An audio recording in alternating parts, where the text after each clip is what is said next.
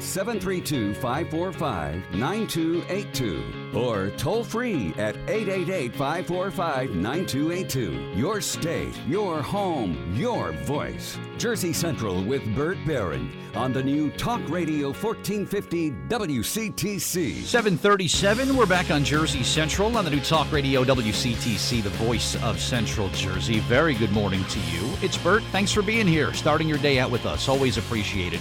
Contest is on the way. Family 4-pack of passes to the New York International Auto Show. We'll give those away coming up in just a bit. If you caught yesterday's New Jersey Monthly, my special in-studio guest was Ken Schlager, the editor of New Jersey Monthly magazine. And the cover story for April is about pets and pet care and getting them good veterinary care and trends in pet ownership and even foods and diets for your pet. My guest on the Jersey Central Newsmaker Hotline is here to talk about a growing trend in our country that has to do about the concept of raw foods. Are raw diets good for your pets? Well, she's an author and a blogger, and she's got the information. Her name is Kimberly Gauthier, and she's with us here on WCTC. Hi, Kimberly. It's Bert Barron. How are you? I'm fantastic. Good morning. I think about pets, and if it was, I have cats, and if they were lions living out in the jungle, they would be hunting and eating meat for food. So I guess that's kind of the raw diet in its purest form. But talk about for domestic animals, dogs in particular, about this trend of raw foods. Is it good for pets? I think so. I think a lot of us are tired of seeing our dogs suffering from needless allergies and other health issues. And, we're coming to the conclusion that it has something to do with the diet. Because over the years, we've seen our dogs, lifespan decrease and their illnesses increase. And those of us who feed raw are seeing that reversed.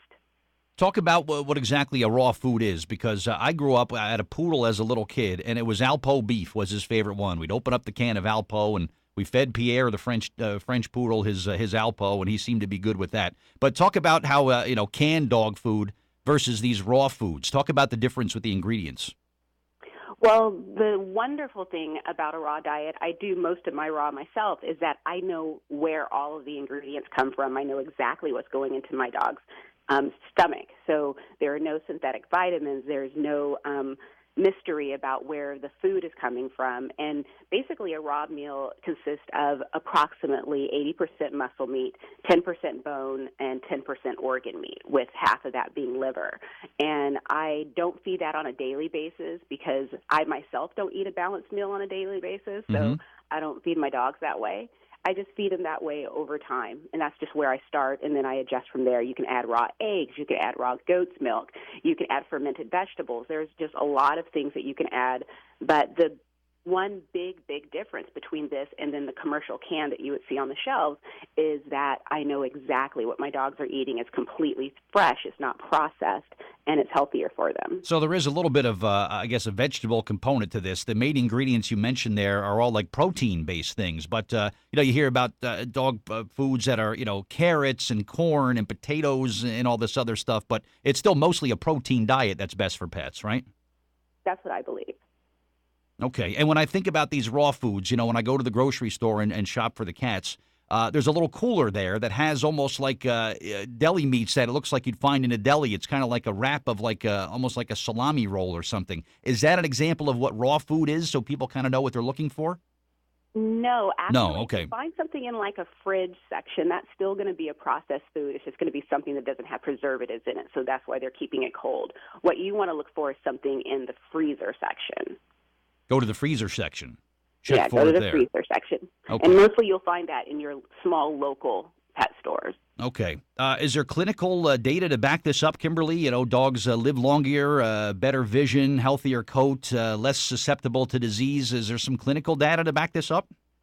Sadly, it's all anecdotal. It's just, thousands and thousands of raw feeders who are reporting the same things. There are people who are trying to put together studies, tracking dogs over the years to see how they're doing, but there isn't any official study. No one has put together the money to fund something like that. How big is the market we're talking about, Kimberly? We're talking about millions of dollars a year in sales of raw foods?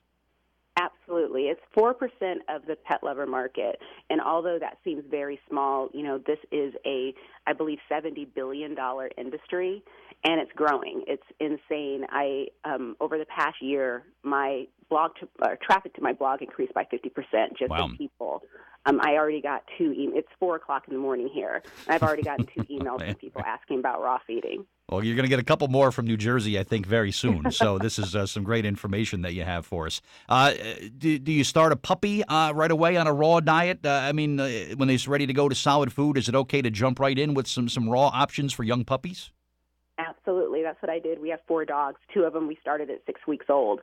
The only thing I suggest is if you want to do that, go easy on the organ meat because it can be pretty rich and will lead to explosive diarrhea. I learned that firsthand. Well, who needs that, right? Yeah, I started mine on a pre-made balanced raw and then transitioned them to DIY. But there's many, many ways to do that. Okay, and we don't want to confuse people. This is not organic food. This is something, it's completely different. Raw versus organic, they're 2 different things, right? Yes. You can buy organic meats. Okay. And, however, they're pretty expensive for many people. I mean, most of us don't eat organic foods on our own. But I think when it comes to organic, I try to get organic vegetables when I ferment them. But when it comes to the meat, I just go for regular meat. Gotcha. Your first book, you have another book that's going to be coming out later on this year. Your first book that's out there now that's called The Novice's Guide to Raw Feeding for Dogs. Is it kind of a raw foods 101 for somebody that's maybe has never tried this before and all the kind of basic information is in there? Absolutely. All right. And what do you cover in your new book that's going to be out this summer? This summer, I'm writing a book that's basically going to cover 100 or more questions that I always get about raw feeding. I thought it would be fun to put that all together in one book. Okay. Are certain breeds of dogs, do they do better with the raw feeding than maybe some other breeds do? I think there are, for instance, Dalmatians. There is an issue with Dalmatians and how they process organ meat.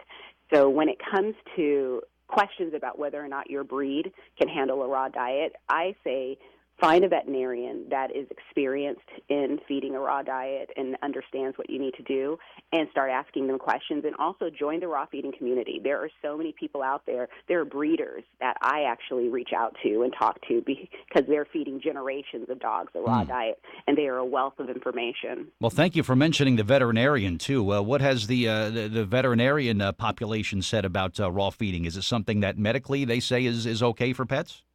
Absolutely not. Absolutely not. Really? Wow. There is a growing group of veterinarians who are very supportive and on board of a raw diet. I live in the Pacific Northwest, and so we have holistic veterinarians everywhere, and very easy to find someone that's supportive. However, the community as a whole, and I believe that AVMA, which is their medical association, do not support a raw diet simply because there aren't, the scientific studies to support that it's safe or okay for dogs. Oh, I like it. Cats. Shaking the tree a little bit. Look at you. I like a good revolution every now and then myself, too. So this is good. Okay. Where can someone go, Kimberly, get some more information about your blog and your books and what you're doing here with the raw feeding? Where can people go? Oh, please visit me at keepthetailwagging.com, and I'm on social media, mostly on Facebook. Next week is National Raw Feeding Week, so I will be publishing a tremendous amount of information all week next week about raw feeding. Okay. Any room at this table for cats, raw feeding, any benefits for them or anything I can do with my cats at home? Oh, absolutely. Yeah? I have one cat, and my cat eats a combination of soft food and raw. I mix the raw in, and he loves it. He's 12 years old, and he runs around like a kitten. All right. Maybe I'll give it a try. Author and blogger Kimberly Gauthier, thank you for your time this morning on WCTC, and we'll talk again soon, all right? All right. Thank you. All right. Thank you. All right. Jersey Central Traffic and Weather Time, 7:45. Traffic and weather every 10